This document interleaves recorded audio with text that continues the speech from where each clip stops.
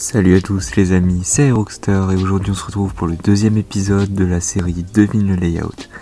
C'est un épisode qui m'a été beaucoup demandé et donc pour remédier à ça je vais vous présenter ce concept. Le premier épisode était tourné sur les coasters européens et je me suis dit pour faire quelque chose d'un peu plus original, nous allons parler aujourd'hui des attractions aquatiques, c'est-à-dire les flumes, les rafts ou bien les water coasters. J'essaierai de faire de plus en plus d'épisodes de cette série, alors si vous aimez mon concept, n'hésitez pas à dès maintenant vous abonner, à mettre un petit pouce bleu pour me soutenir et à commenter. Allez, c'est parti. Pour le principe, pour ceux qui n'étaient pas là, c'est très simple. Vous aurez 15 secondes pour essayer de deviner le layout qui va être présenté. Donc au bout de 10 secondes, vous aurez le droit à un indice qui vous permettra de vous aider à trouver le layout. Vous aurez 10 layouts proposés dans cette vidéo, tous seront issus donc d'attractions aquatiques, coaster, flume ou bien un raft. Et enfin, vous aurez une note sur 20. Vous aurez 1 point si le layout que vous avez trouvé il est grâce à l'indice, 2 points si vous l'avez trouvé sans l'indice et 0 sinon. Vous parlez maintenant de la légende, toujours un petit rappel. Donc si vous voyez un trait noir, c'est un rail, rail simple, ou bien un tracé. La gare sera représentée par un rectangle vert. Un splash sera représenté par cette zone, une zone bleue avec des rayures. Un lift va être représenté par ce genre de crémaillère, on va dire, en jaune. Une drop avec une flèche rouge, dans le sens de la descente. Et des freins, parfois, seront représentés par 2 barres sur les côtés. Et on va passer tout de suite au premier layout. Pour le premier layout, je vais faire quelque chose d'assez classique. Donc comme je vous dis, vous aurez 15 secondes avec l'indice qui sera affiché sur votre droite. Vous aurez le layout au milieu et vous aurez la réponse en bas. Je n'ai pas fait cet épisode sur mon tableau. En effet, je trouve ça beaucoup plus propre de le faire directement sur ordinateur. Allez, c'est parti pour le premier layout. C'est parti pour le premier layout. Le layout est assez compliqué, mais n'hésitez pas à bien regarder en détail.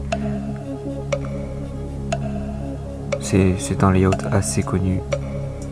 Et si je vous dis Templo del Fiesta, je pense que ça va être beaucoup plus simple pour vous de trouver. Et top, c'est fini.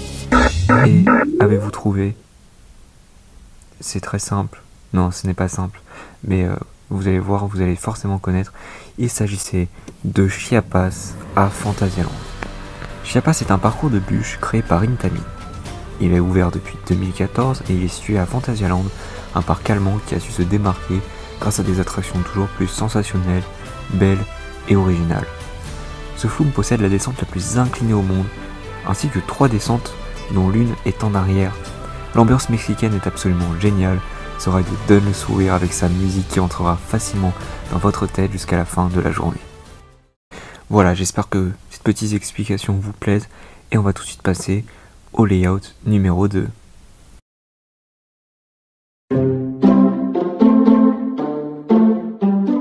Allez, c'est parti pour le layout numéro 2. Alors essayez de reconnaître, attention, et c'est parti. Celui-là n'est pas très facile non plus, mais essayez vraiment de vous inspirer, de regarder un peu la forme des drops. Cela peut vraiment vous aider. Je pense que vous connaissez aussi cette attraction. Et pour l'indice, c'est un water coaster de chez McRides. Je pense que là, ça va être beaucoup plus simple pour vous de trouver de quoi il s'agit. Et top, c'est terminé. Je vais tout de suite vous dévoiler quel est le nom de cette attraction. Et il s'agissait de Poséidon à Europa Park. Poséidon est un water coaster construit par la société McRides. Ouvert en 2000, ce prototype propose un mélange entre montagne russe et attraction aquatique. Ce modèle est situé dans le quartier grec du parc Europa Park, où il surplombe un superbe lac. Ce n'est pas le modèle le plus sensationnel de la firme, mais il peut coller parfaitement à des parcs en manque de fraîcheur et de sensations pour toute la famille. Voilà, c'est un modèle très sympathique et on va passer au layout numéro 3.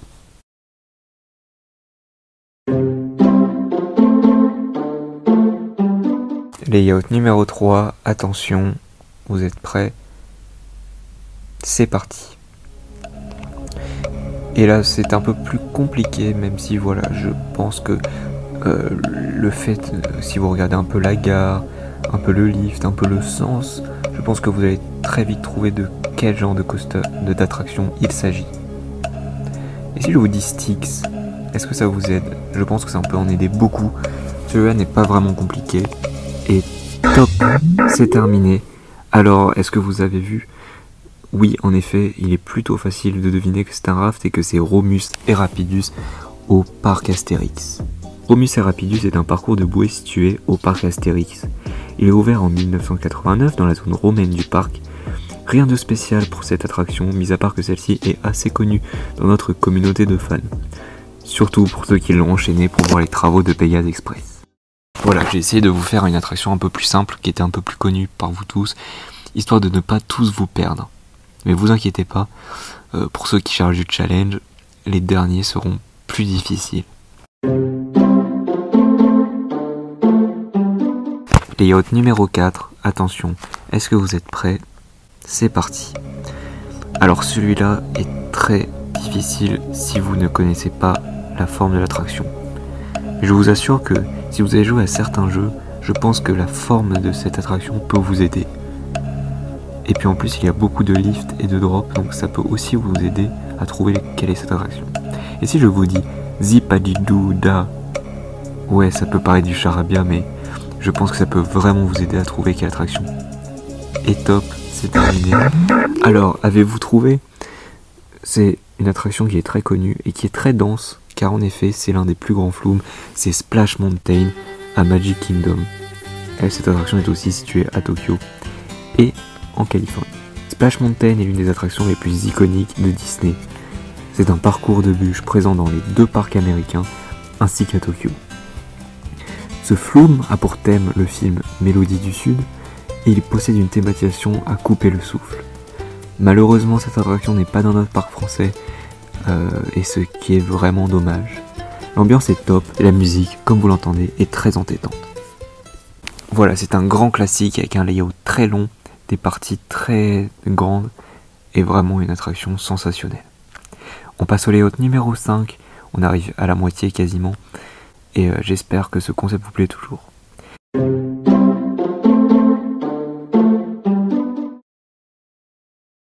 Et c'est parti pour le layout numéro 5. C'est un parcours qui est assez connu également. Essayez de voir un peu les indices qui peuvent vous aider à savoir si c'est un coaster, un raft, un flume. Un indice, caillou. Oui, c'est vrai que ça peut paraître débile, mais je vous assure, si vous l'avez, c'est un bon indice. Et top, c'est terminé. Voilà, ça va un petit peu vite, mais j'essaie de ralentir quand même. Alors, avez-vous trouvé de quelle attraction il s'agissait? Et c'était le Menhir Express au parc Astérix. Menhir Express n'est pas le parcours de bûche le plus original, ni le plus beau, ni le plus sensationnel, mais toi qui regardes cette vidéo, tu l'as probablement déjà essayé. Ouvert en 1995 et construit par Hopkins, ce flume vous fera prendre place sur un menhir pour dévaler un ruisseau sauvage et humide. Cette attraction est bourrée de fun et propose une vue imprenable sur Osiris, à refaire sans modération. Alors, si vous faites le compte de vos points, quelle est votre note sur 10 pour l'instant? Est-ce que vous en sortez bien? Je l'espère. Layout numéro 6. Je pense que certaines choses vont se corser. Voilà, ce layout qui est plutôt simple et je pense que si vous connaissez un petit peu le milieu des attractions aquatiques, vous allez très vite trouver. Le layout est très simple, mais un indice sur cette figure vous aidera à trouver. L'indice est cette attraction possède une grosse partie Dark Ride. Alors là, si vous n'avez pas trouvé, je ne peux pas faire grand chose pour vous, car en effet c'est une attraction assez connue. Et oui, c'est terminé, il s'agit de The Vliegende Hollander à Efteling. The Vliegende Hollander est un très beau watercoaster situé à Efteling, aux Pays-Bas. Ouvert en 2007 et construit par Kumbak, pour une fois que c'est pas du Mac, ce coaster vous emmènera en pleine mer pour faire face aux Hollandais volants, un navire fantôme errant au milieu de l'océan. Le soin apporté au décor est bluffant, comme toujours à Efteling, et la musique colle parfaitement à l'atmosphère portuaire de l'attraction. Ce n'est pas le meilleur watercoaster, mais c'est sûrement le plus joli. Le layout numéro 6, Très belle attraction que je vous invite à aller checker car j'aime beaucoup l'ambiance. Passons au layout numéro 7. Et oui, ça va assez vite, on a pas mal de choses et c'est assez dense. Layout numéro 7, attention. Et top, c'est parti.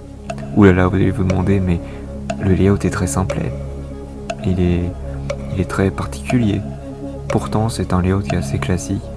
Et je vous assure, si vous avez un peu l'œil sur les signes et les légendes qui sont situées dessus, vous trouverez. Un indice, ascenseur. Ça peut peut-être grandement vous aider pour cette attraction. Et top, c'est terminé. Alors, pour cette attraction, il y avait 2 réponses possibles. Voilà, mais je pense que si vous voulez l'une des 2, ça compte, ça va être bon. Car en effet, c'est un modèle qui a été cloné. Et il s'agissait de Divertical Amiral Bilandia ou de Speed Energylandia. Divertical est un water coaster construit par Intamin en 2012. Sa particularité est de posséder un immense ascenseur de 50 mètres. Le parcours est assez ample mais manque de sensations et surtout de thématisation. Pourtant, un autre modèle a été construit à Energylandia beaucoup plus récemment. Et voilà, on arrive bientôt au 8e layout. Layout numéro 8, qui est une autre attraction qui est celle-ci. Voilà, alors là on a un grand lift. Vous pourrez remarquer un petit peu, n'hésitez pas à regarder la forme des flèches, des bacs, des rectangles. Ça peut vous aider pour avoir un peu l'idée du type d'attraction que vous avez. Si je vous dis Raft du Grizzly, oui, c'est un layout qui est très difficile. Si vous l'avez, un grand bravo à vous, celui-là est très difficile. Alors, je vais essayer de vous dire directement ce que c'est. C'est le Grizzly River Run à California's Adventure. Celui-là était difficile à avoir, mais en même temps, c'est une attraction qui m'a assez impressionné par ses décors. Grizzly River Run est un parcours de bouée situé à California's Adventure à Anaheim. Il a ouvert en 2001 et a été construit encore une fois par Intamin. Comme nous en avons l'habitude avec Disney, la thématisation est très jolie et très immersive. Le parcours possède 2 descentes assez impressionnantes. Encore une très belle réalisation que nous aimerions voir dans notre resort français. Allez, plus que 2. C'est vrai que je n'ai pas été très gentil avec vous sur les layouts. Mais bon, je vais essayer de faire de mon mieux. C'est vrai que c'est pas facile, mais vous inquiétez pas. Et hop, le layout numéro 9. Celui-là est sûrement le plus difficile de cette vidéo. Car voilà, il est très condensé et très long. Si vous l'avez, grand bravo à vous. N'hésitez pas à le dire en commentaire. Et on retrouve dans le même parc un double launch Mac. Ça peut grandement vous aider.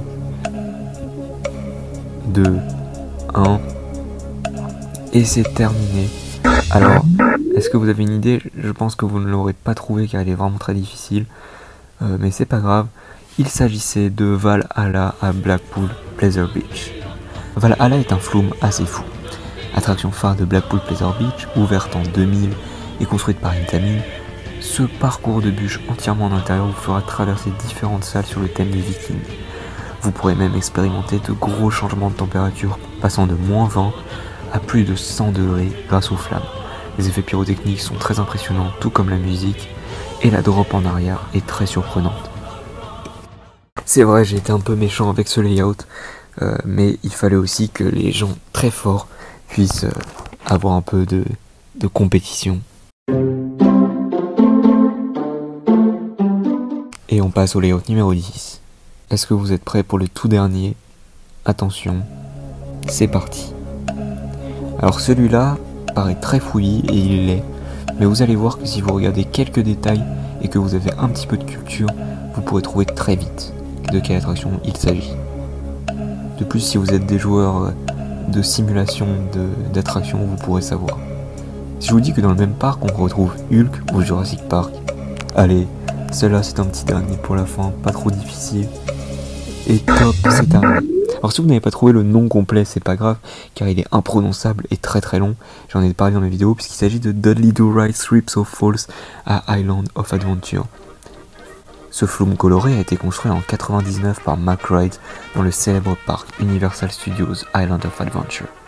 Il a la particularité d'être très humide, on le voit bien d'ailleurs sur la partie avant le splash, et de posséder 2 drops pour doubler la capacité de cette zone. L'ambiance loufoque de ce ride colle parfaitement à la zone du parc un peu cartoon, mais ce qui est certain, c'est que vous n'en sortirez pas sec. Et voilà, c'était tout pour le dernier layout. J'espère en tout cas que ça t'a plu. Quel est ton score? Dis-moi sur 20, dis-le moi en commentaire, ça me ferait très plaisir de le savoir. Voilà, j'adore ce concept, j'en ferai sûrement d'autres, alors n'hésite pas à t'abonner et à liker la vidéo pour me soutenir.